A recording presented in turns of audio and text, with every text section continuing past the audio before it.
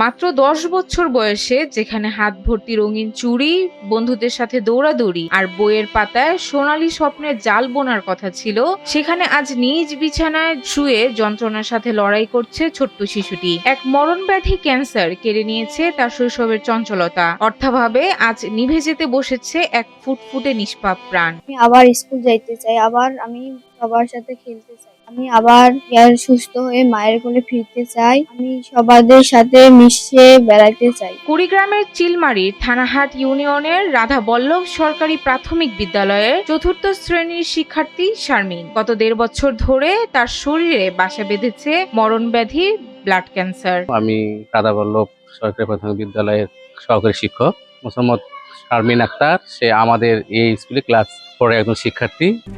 RICL TMX, যুগের পর যুগ স্থাপনা থাকে মজবুত। সে অনেকদিন থেকেই ক্যান্সারে আক্রান্ত।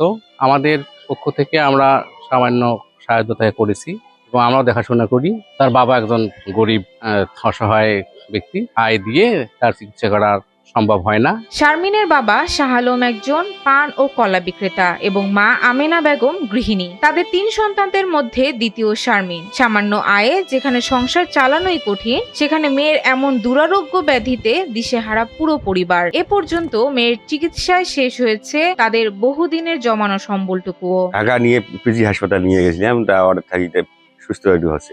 বাড়িতে আনার পরে আবার অসুস্থ, পরে রংপুর নিয়ে গেলাম, রংপুর করে ঢাকা নিয়ে যাওয়া। পরে আমি বাড়িতে আনছি, টাকা পয়সা আমার কাছে নাই, তা আছে সব খরচ হয়েছে। আমার মেয়ে 1.5 বছর থেকে আক্রান্ত ব্লাড ক্যান্সারে। ঢাকায় পিজি হাসপাতালের মধ্যে নিয়ে গেছিলাম, ওখানে 10 লাখ টাকা অলরেডি শেষ হয়েছে। হওয়ার পরে আবার এখন 10 লাখ টাকা ধরে দেখাইছি। আমার আর সামর্থ্য নাই, যেটা ছিল আনাম বেচে বাড়ি ভিড়ে আছে। এখন নিয়ে আসি, বাড়ি রাখছি, টাকা বিনে আর চিকিৎসা করতে পারছি না।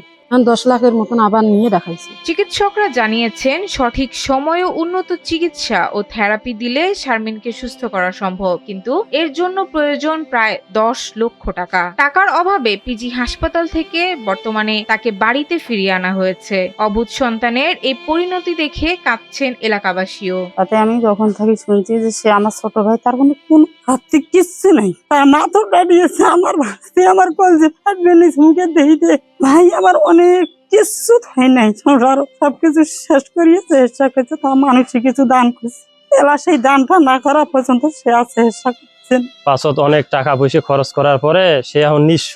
একটা অটো চালাইছিল, সে অটোটাও আবার বাড়িতে হারে গেছে। যাওয়ার পরে এখন তো টাকা পয়সা নাই, একটু পান বা কলার ব্যবসা করছিল। সমাজের বিত্তবান ও মানবিক মানুষদের সামান্য এই সহানুভূতিই পারে শারমিনের নিভে যাওয়া প্রাণে আবারও সুস্থতার হাসি ফিরিয়ে দিতে। মায়াভরা মুখটি কি তবে টাকার অভাবেই হারিয়ে যাবে? এমন প্রশ্ন এখন চিলমারির আকাশে বাতাসে। তাসমিন আক্তার, NPB।